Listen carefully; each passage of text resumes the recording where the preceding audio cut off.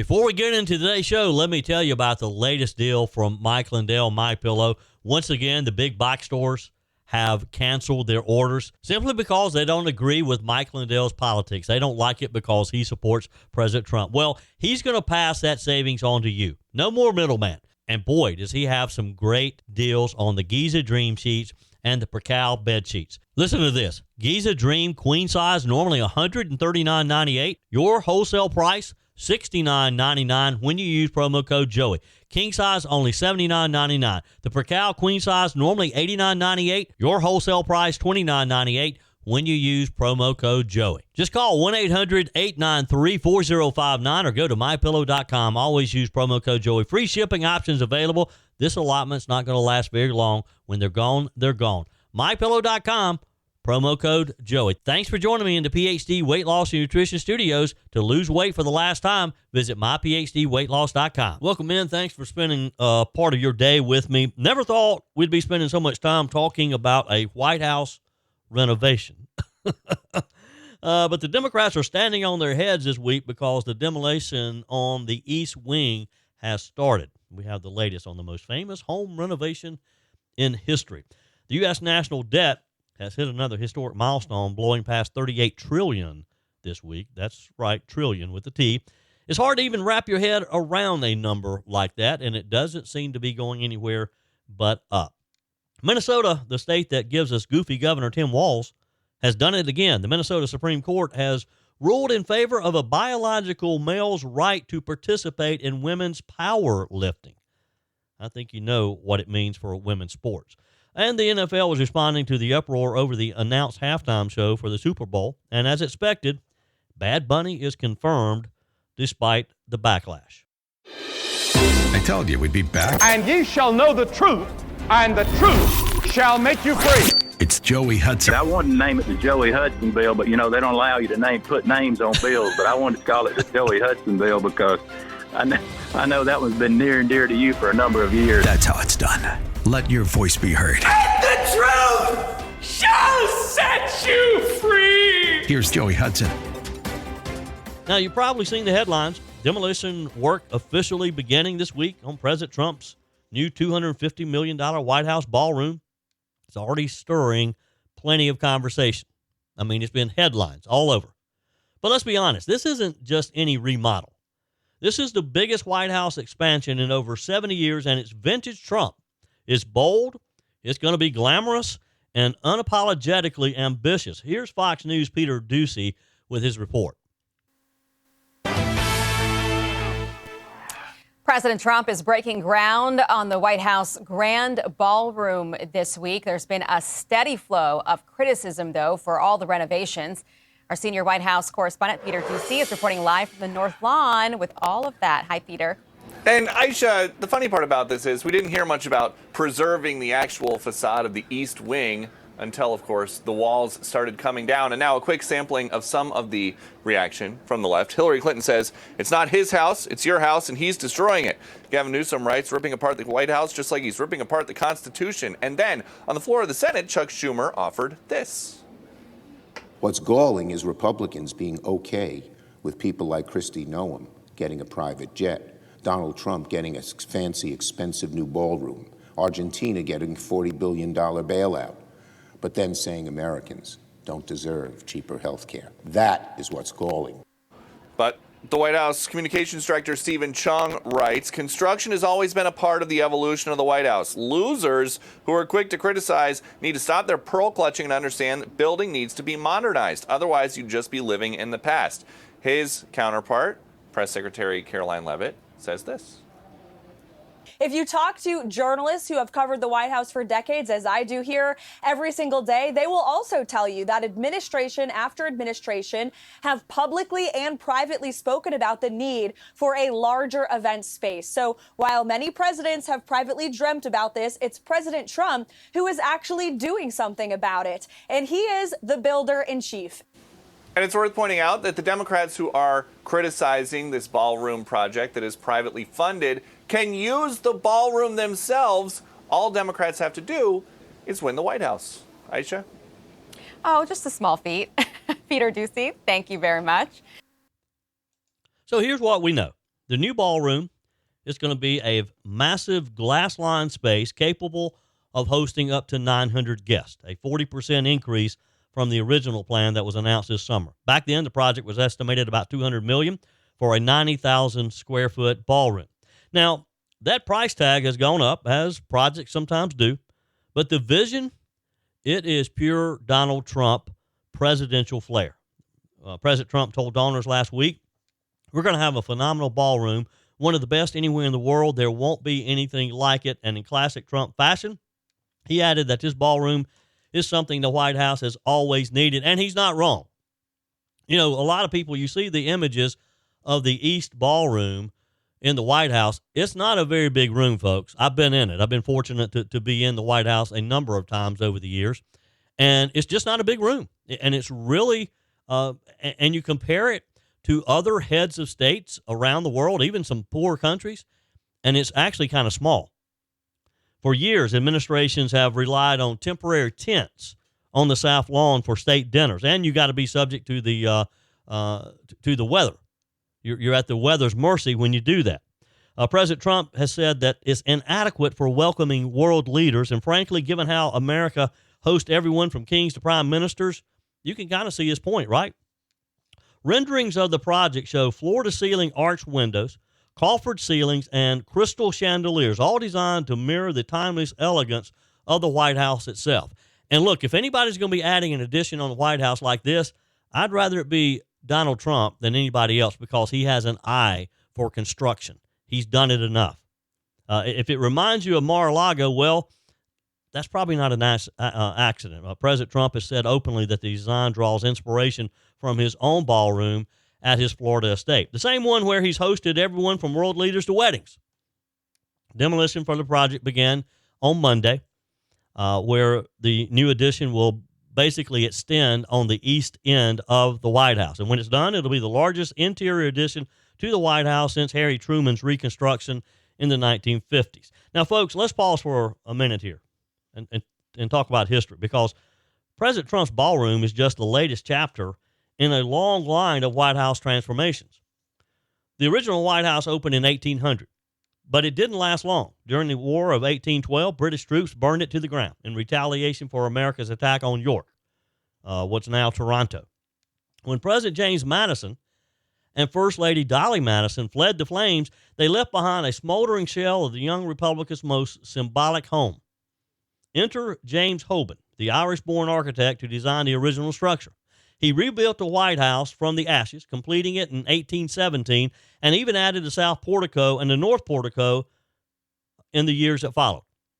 So if you think President Trump's expansion is controversial, imagine rebuilding the whole thing from scratch after a war. Then came Theodore Roosevelt, who in 1902 decided the White House needed to grow with America's rising role in the world.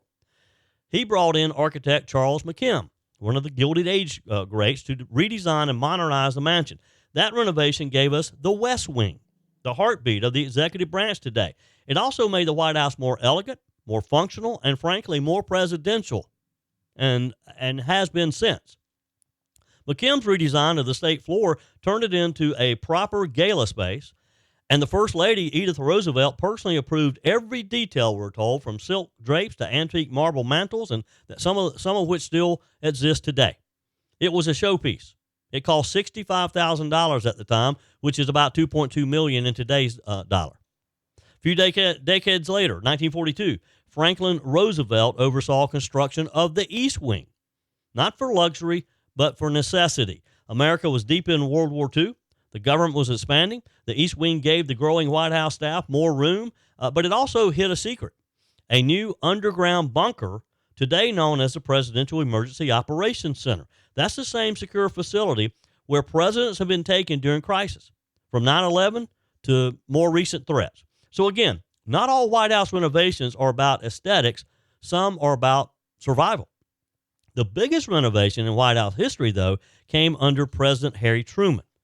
By 1948, engineers discovered the building was literally falling apart. Floors creaked, walls sagged. One engineer famously said the structure was standing only on the force of habit. Truman's solution? Rebuild the entire interior. So from 1948 to 1952, crews gutted everything. Floors, ceilings, staircases, leaving just the outer walls. Inside, they replaced old wooden beams with steel and concrete, installing new plumbing, wiring, and infrastructure. The price tag then, $5.7 million, about $80 million in today's dollars. And like every big renovation, it drew some criticism of its own. Republicans accused Truman of overspending. Preservationists said he destroyed history. The press called it extravagant, but Truman stood firm, and his renovation ensured that the White House could stand for centuries to come. Sound familiar? Then came the 1960s, and with it, the grace and glamour of Jacqueline Kennedy. She wasn't rebuilding the structure. She was restoring the soul of the White House, many said. Jackie brought great antiques, historical art, a sense of reverence for America's heritage. She said everything in the White House must have a reason for being there. It must be restored, not redecorated. Her televised White House tour in 1962 drew 80 million viewers and earned her an Emmy. She turned the People's House into a living museum. Fast forward to more modern times. The Clintons made modest updates. The Obamas turned the tennis court into a basketball court. And now, President Donald Trump is adding something entirely new, a grand ballroom fit for world leaders and state dinners. This isn't about luxury. It's about legacy. Trump says the new space will elevate how America hosts its allies and dignitaries with elegance that reflects both power and pride. And whether you love him or not, you can't deny it, Donald Trump knows how to make a statement. So from the ashes of 1814 to the steel bones of 1952 and now the glass and grandeur of 2025, the White House keeps evolving just like the country itself. Let's be honest, those summer vacations and backyard barbecues added some extra pounds, right? But instead of feeling guilty or falling further behind, it's time to reset, drop the weight, and get back in control. The solution isn't a shot. Real lasting weight loss starts with your mind, not your mouth. At PhD Weight Loss, Dr. Ashley Lucas and her team help you uncover the real reasons behind your weight gain so that you can reprogram the way you think about food forever. PhD clients lose up to a third of their body weight without ever taking a drug. I know because I lost 33 pounds with PhD weight loss. Through real food, behavioral coaching, and proven science, your body can become a natural fat-burning machine. Why risk spending thousands on shots that strip away muscle, come with dangerous side effects, and leave most people regaining 60% of the weight within a year? With PhD, you'll activate your body's natural appetite control, burn fat safely, and stay in control. Even if you're already on Ozempic, PhD can help you transition off while still losing weight. Take the first step today. Call 864-644-1900 or visit myphdweightloss.com. Just when you think Minnesota can't get any goofier, it exceeds our expectations. The next story out of Minnesota is one that has a lot of parents, athletes, coaches across America literally shaking their heads in disbelief. Here's the story. The Minnesota Supreme Court has ruled that USA powerlifting discriminated against a biological male who identifies as transgender by not allowing him to compete in a women's division event back in 2018. Now, the sad part, the ruling wasn't even close. It was actually unanimous. 5 of the 7 justices on Minnesota's High Court were appointed by Democrat Governor Tim Walz, goofy governor himself. The same governor whose discrimination has embraced some of the most progressive transgender policies in the nation. The other 2 justices, also appointed by Democrats. So right out of the gate, you can see where the political winds might be blowing on this one. Here's what happened. The athlete in question, J.C. Cooper, applied to compete in a women's powerlifting event 6 years ago. USA Powerlifting, using their common sense, rejected the application, saying flatly that Cooper could not compete in the women's division because Cooper was a biological male. That should have been the end of it. That decision, the court said, violated Minnesota's Human Rights Act, which prohibits discrimination based on gender identity. Again, they throw common sense out the door here. In the ruling, the court wrote that USA Powerlifting's policies categorically excluded transgender women from competing in the women's division, and that this policy was, quote, discriminatory on its face. Wow.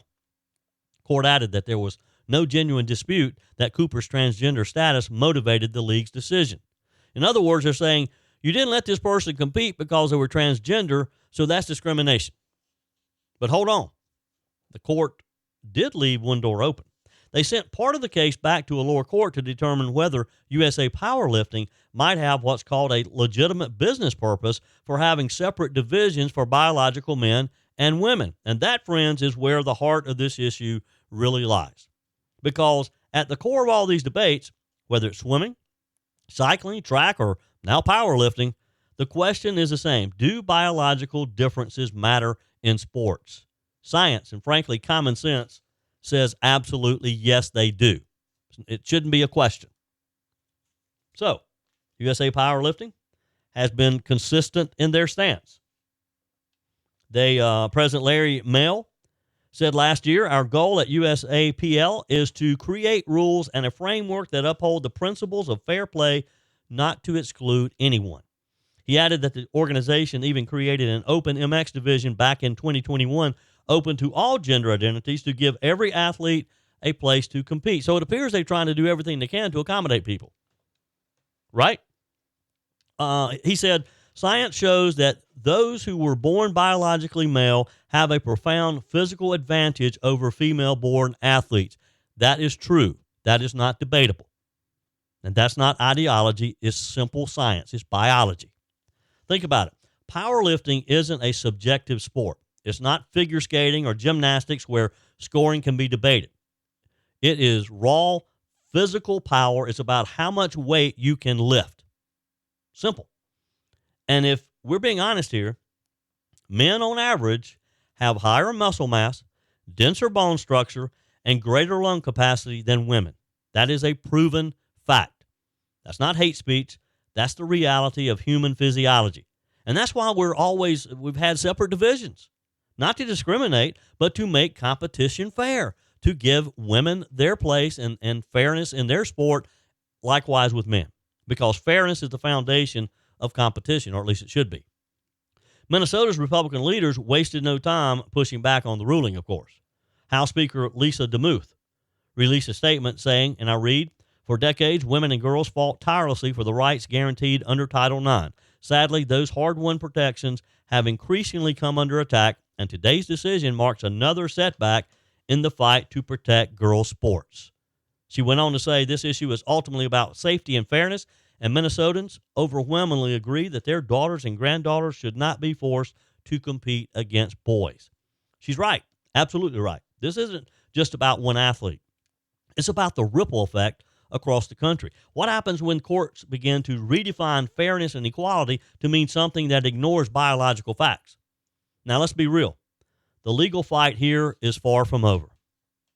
This decision applies to Minnesota, but it could become a national test case if the issue makes its way up to the U.S. Supreme Court, which I hope it does, especially as other states like Idaho and West Virginia are fighting in the opposite direction. In fact, this week, we talked about the Idaho Attorney General, Raul Labrador, preparing to argue before the Supreme Court to defend that state's law keeping biological males out of women's sports. So on one hand, you've got Idaho saying, let's protect women's competition. And on the other, you got Minnesota saying you can't exclude biological males even in powerlifting.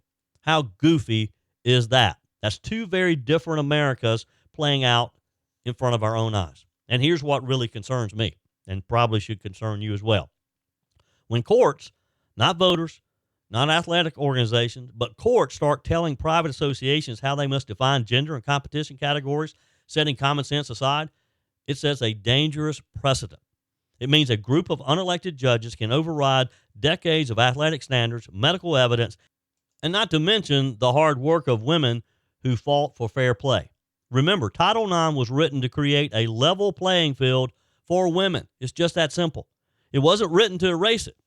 You know, we often hear the phrase, follow the science. Well, in this case, the science is clear, and yet it's the one thing too many courts and politicians seem too eager to ignore now. If equality now means ignoring biology, then fairness itself is being redefined. And the people who lose out aren't activists or organizations. They're young women, student athletes, high schoolers, college players who trained their whole lives for just having an even shot. Your comments are welcome on the Furman Ford text line, 864-477-JOEY. That's 864-477-5639. Emails always welcome, joey@joeyhudson.com. Speaking of the Furman Ford text line, you know, it's never been more important to support locally run businesses owned by people who actually live here in the upstate. let me take a minute to talk with you about our friends at Furman Ford. If you're looking for a new vehicle, maybe a great pre-owned vehicle, one you can trust, or maybe you're looking to order that special vehicle. Either way, if you want a new one, a brand new one, or a pre-owned that you can trust, the folks at Furman Ford, they're there to help you. Their name is on the sign because their name is on the line, because every single transaction is important to them. Jim Furman, Matthew Furman. They do business the right way. When you stop by, when you give them a call, or maybe when you just send them a quick email, you're always going to have access to a member of the Furman Ford family. And by the way, they also offer great service, and you're not going to have to wait weeks and weeks to get it done. And you do not have had to purchase your vehicle at Furman Ford. Doesn't even have to be a Ford. They service all makes and models. Visit my friends at Furman Ford online at furmanford.com, furmanford.com. On the text line, Tony writes, "Hey, Joey, you mentioned that people are saying Pamela Evett isn't MAGA. Well, if people does their research, they know none of the candidates running for governor are MAGA, so vote for one of the five evils. All have gotten very rich as established Republicans." There has been this debate going on, and Tony, appreciate your text. Others have been texting, emailing of who's the most MAGA of the gubernatorial candidates. Look, we got plenty of time between now and next June to figure that out. Well, it's official, and it's got a lot of folks talking. The NFL is standing firm behind their decision to have Bad Bunny, the Puerto Rican rapper and superstar, I guess. I'm not really familiar with Bad Bunny, but I guess he's pretty popular. They're going to have him perform during the Super Bowl's halftime show next February at Levi Stadium in Santa Clara, California. Now, that might sound just like another entertainment headline, but trust me, this one's a little bit bigger than just a entertainment headline, because this decision and the reaction to it tells you a lot about where the NFL and the culture around it is headed. And spoiler alert, they're not worried about what the people say. The NFL has not learned their lesson yet. NFL Commissioner Roger Goodell addressed the controversy head-on during this week's Fall League meeting, saying, and I'm going to read the quote, "It's carefully thought through. I'm not sure we've ever selected an artist where we didn't have some blowback or criticism. It's pretty hard to do when you have literally hundreds of millions of people watching." He's right about one thing. The Super Bowl halftime show is one of the most watched performances on the planet. But the pushback this time isn't just about music or style. It's about values. It's about politics. It's about patriotism and a lot of other issues. And the left loves it.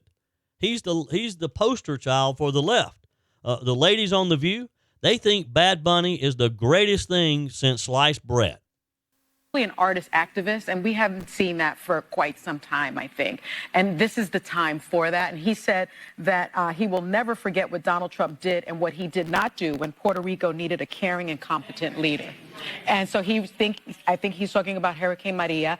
And I think what's so wonderful is that he's not only doing the Super Bowl, he is going to be the host for the season opener of SNL. Mm-hmm. He did a 31-day residency in Puerto Rico, and he performed 31 shows, and his residency brought $400 million to the island, $400 million. And then finally, he streamed it on Amazon, his last show. It was the most watched single artist performance in Amazon Music's history. And so this is the type of spotlight he's bringing to Puerto Rico, and he's bringing money, a spotlight. He's going to help with the infrastructure, technology, all of these things he's doing for America. Bad Bunny is an international superstar. Yeah. He may not be coming here, but he is going all over Europe, all over Latin America. He is the most streamed artist globally. Was so for 3 consecutive years. And you know what? He is good at his craft. He is a great artist. And we don't think about this when we're like, who's the NFL halftime show? It's a business decision at the end of the day. And to Anna's point, he's the most streamed artist on Spotify multiple years over. Yeah. Also, like, hits a new generation that you may want to be bringing in some new viewers who are going to tune in. They're laughable, aren't they? All right, so Bad Bunny. His real name is Benito Antonio Martinez Ocasio. Ooh, Ocasio? like in Alexandria? Ocasio-Cortez? Anyway, he's not just a singer. He's a very outspoken political activist, and that's what has everyone's attention. He's been critical of U.S. immigration enforcement, and in particular, President Donald Trump. In a recent interview, Bad Bunny admitted he deliberately left the U.S. off his tour schedule because he, quote, ICE could be outside my concert. He even went so far as to post videos of what he described as ICE raids in Puerto Rico, calling federal immigration agents sons of you-know-what and accusing them of harassing his community. That didn't sit well with a lot of Americans, especially conservatives. Conservatives who see the NFL as already walking a fine line between entertainment and activism. Now, if this sounds familiar, it's because the NFL has been down the road before. Remember when they caught flack for taking a knee during the anthem? All the players and the NFL as a league didn't take a position on it. They allowed it to happen. Or when halftime shows turned political instead of patriotic. You'd think the league might have learned that when you're trying to unite the country over a sport, maybe it's not best to choose someone who's attacked U.S. law enforcement and publicly blasted the president of the United States. But here we go again. I mean, surely they could have found an entertainer who has done what entertainers should do. Sing and dance and act or whatever, and stay out of politics. You know, do your thing, entertain, and stay out of politics. Either way, you know, whether you're on the left or the right. Now, President Donald Trump himself weighed in earlier this week. He said, I don't know who he is. I don't know why they're doing it. It's crazy. And then they blame it on some promoter they hired to pick up entertainment. I think it's absolutely ridiculous. Now, Trump, of course, blunt as ever. But you can understand where he's coming from. The NFL claims it wants to make the Super Bowl a uniting moment, as Goodell put it. Yet they picked an artist who's been anything but uniting. An artist who has already prompted another alternative halftime show. South Dakota Governor Kristi Noem even joined the chorus of criticism calling the NFL weak and promising that ICE will show up at the Super Bowl, implying that if Bad Bunny's worried about federal agents, he might just see a few in the stands come February, and I hope he does. Now, let's be clear. Bad Bunny is massively popular around the world. He won 3 Grammys. He filled stadiums from Madrid to Mexico City and has more than 60 million followers on social media. He's a global star, no doubt, even if you haven't heard of him and I haven't heard of him. But here's the question. Does popularity alone make someone the right fit for America's biggest stage? The Super Bowl's halftime show isn't just entertainment. It's kind of a reflection of who we are as a nation, isn't it? Or should be. I mean, it's America's sport. Think about the past performers who've graced that stage. Whitney Houston's national anthem still just gives you chills. You've had others like country acts Shania Twain. They all delivered something that brought people together regardless of politics. It made you feel good. That's what the halftime show should be, a shared, unifying moment in a divided world. But lately it feels like we've traded that in for controversy and culture wars. And it seems like the NFL just wants to keep kind of poking you in the side. Wouldn't the NFL want to bring the country together? And they have a unique way of potentially doing that. What do they have to gain by going to the left and trying to please the left with a guy like this? And let's be honest, a lot of the backlash this time, it's not about politics. Many fans have pointed out that Bad Bunny songs are entirely in Spanish. Again, I don't know him. I've never listened to him perform. Don't care to, won't. Now, I'm not saying there's anything wrong with Spanish language music, of course.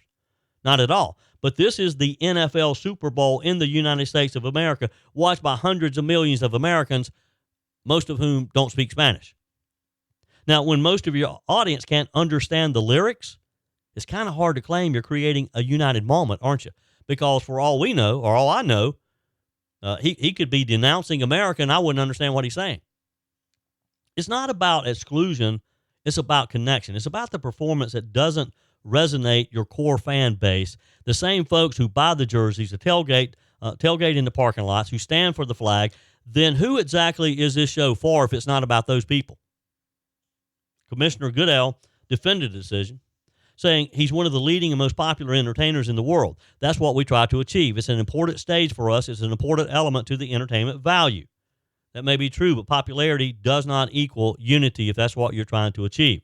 And that's the challenge facing the NFL right now and other organizations. Are they chasing ratings or representing the fans who built the league? Because if the goal is to bring people together, there are plenty of artists who could do that without the controversy, without the politics, and without taking shots at our country and our president.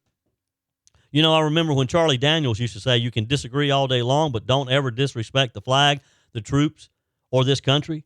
That's a pretty good rule for life. And maybe a good reminder for the NFL as it plans what's supposed to be America's biggest celebration of the sport of football.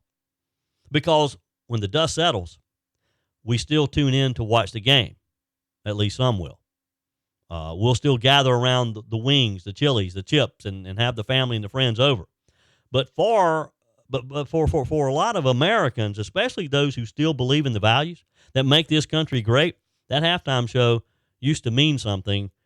They're getting it into the point, though, to where it doesn't. It used to be a moment to celebrate who we are as a country. It's hard to celebrate unity when the performer on stage sees America as a problem, sees our president as a problem. What do you think? Text me, email me, joey@joeyhudson.com. Well, we hit a historic milestone this week, but not one that we should be proud of. The U.S. national debt blew past $38 trillion this week. It's hard to wrap your mind around what that number is, how big $38 trillion is. Let me put it another way. In the time it takes you to listen to this segment, our federal government will have added about $100 million more in debt. $100 million. That's how fast the meter is spinning in Washington, D.C., in our nation's capital. The Treasury Department released the numbers yesterday. 38 trillion, 19,813. I can't even read the number. It's a long number. It's a big number. That last 26 cents somehow feels like Washington's way of mocking the rest of us. This comes to just 2 months after we hit 37 trillion, not even a full year after we crossed 36 trillion. That means our debt has grown 2 trillion in less than a year. Who can sustain this? Could you sustain this type of spending in your home? If you've ever maxed out a credit card, you know that's a pace that just isn't sustainable, don't you? And the scary part, the spending in Washington shows no sign of slowing down. And that is the scary part. Now let's talk about what's driving this historic climb. Some of it's structural. America's population is aging, which means more people are drawing from Social Security, Medicare. Those programs were designed decades ago when life expectancy was shorter and the worker to retiree ratio was much higher. Today, we've got fewer people paying in and more people drawing out. It's just simple math. It's not politics, it's math. Now, there's another factor that's making this debt explode, and that's the interest payments. Again, let's go back to that credit card. You ever looked on the side of the card and it tells you how long it would take you to pay off a debt if you didn't pay off the full balance each month? See, for years, we got used to ultra-low interest rates. Washington could borrow money almost for free. Those days are gone. Now the Federal Reserve has raised rates to fight inflation, and just like a family with a variable rate mortgage, our national interest bill, if you will, has shot through the roof. The U.S. paid $1 trillion in interest this year alone. That's more than we spend on national defense. And according to the Congressional Budget Office, that number will rise to $1.8 trillion by 2035. Think about that. Nearly $2 trillion a year just to pay the interest on our debt. Not to pay down the debt, just to keep the lights on. Michael Peterson, the CEO of Peter Peterson Foundation, told Fox Business, if it seems like we're adding debt faster than ever, it's because we are. And he's right. He pointed out that we passed 37 trillion just 2 months ago, and the pace we're on now is twice as fast as the rate of debt since 2000. At this speed, the next trillion would come before next Easter. Here's where it gets even more alarming, though. The CBO projects that within a decade, the national debt held by the public, the kind economists track relative to the size of the economy, will hit 120% of GDP. In other words, we'll owe more than we produce in an entire year. Did you hear me? We'll owe more than the entire American economy generates. Now, if that were a private company, you know where it would head, don't you? It'd be bankrupt. If it were a family, you'd be foreclosed on. But because it's Washington, they just print more money, and they call it policy. And you know what happens when you print more money? You get inflation, what we've been battling for a few years now. That's why your grocery bill looks like a mortgage payment. That's why your car insurance, your gasoline bill each month, your electricity, everything costs more to keep your home running. And it's not going to get cheaper. We saw huge inflation during COVID and during Joe Biden's years. Those prices are never going to go back, folks. I mean, prior to COVID, I could go out and have breakfast for less than $10. Now it's about $20 just for some eggs and bacon. Washington's reckless spending doesn't just show up in some spreadsheet at the Treasury Department. It shows up on your kitchen table, my kitchen table, every night. Here's what else the CBO projects over the next decade. Federal spending will total $88 trillion. Tax revenue will be almost $65 trillion. Do the math. It's simple math. Federal spending, $88 trillion. Revenue, $65 trillion. Again, who can sustain that? You don't need a degree in economics to see the problem. That's a $23 trillion gap, and that's before we even talk about emergencies, wars, pandemics, or the next government bailout for whatever that may be. I mean, how can Washington think this is normal? How can anybody? I don't care your party affiliation. I don't care if you're conservative or if you're liberal. How can anybody look at these numbers and think that we can keep doing this, that it's not an emergency? In fact, thinking about those numbers, the government just ran a $1.8 trillion deficit last fiscal year. That's during peacetime with record tax receipts. Imagine what happens if the economy slows down big time and interest rates tick back up. I mean, they've been coming down slowly. We're on a fiscal treadmill that's moving faster every day, and Washington can't seem to find the off switch, or they don't want to find the off switch.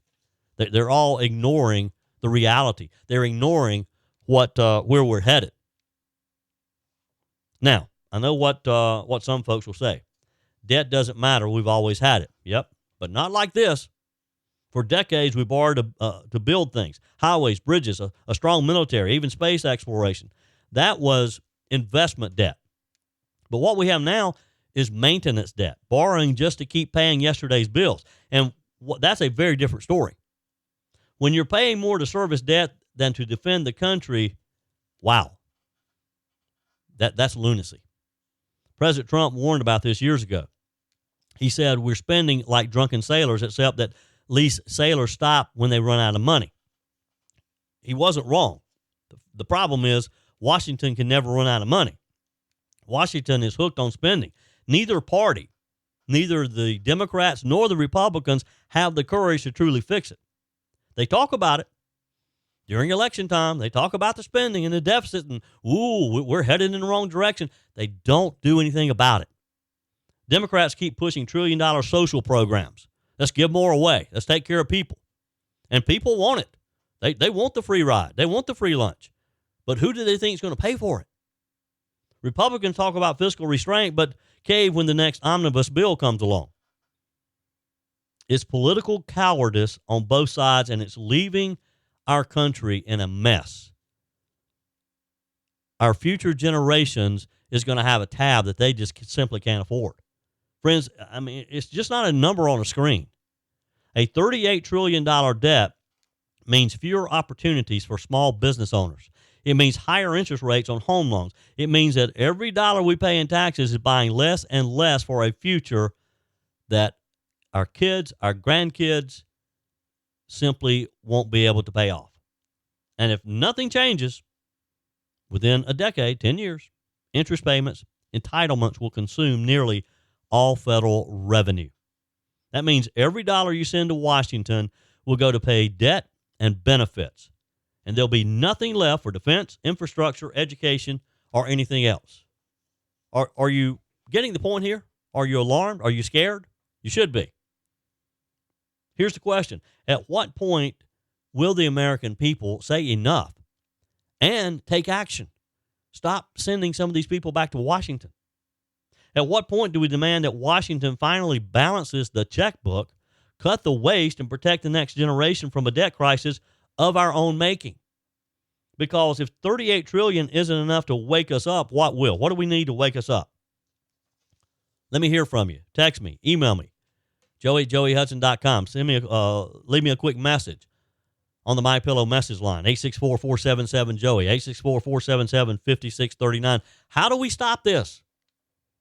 At what point do we tell them enough is enough and we mean it?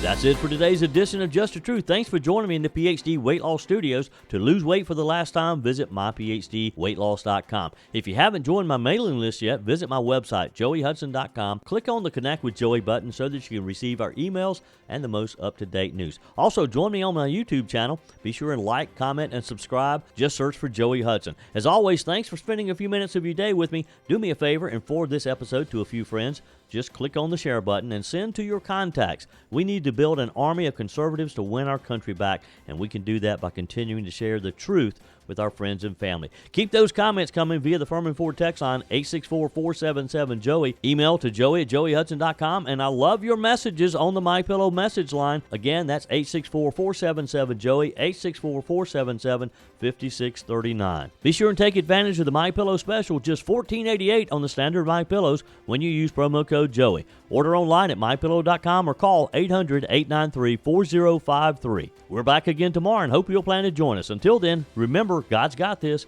He's still in control.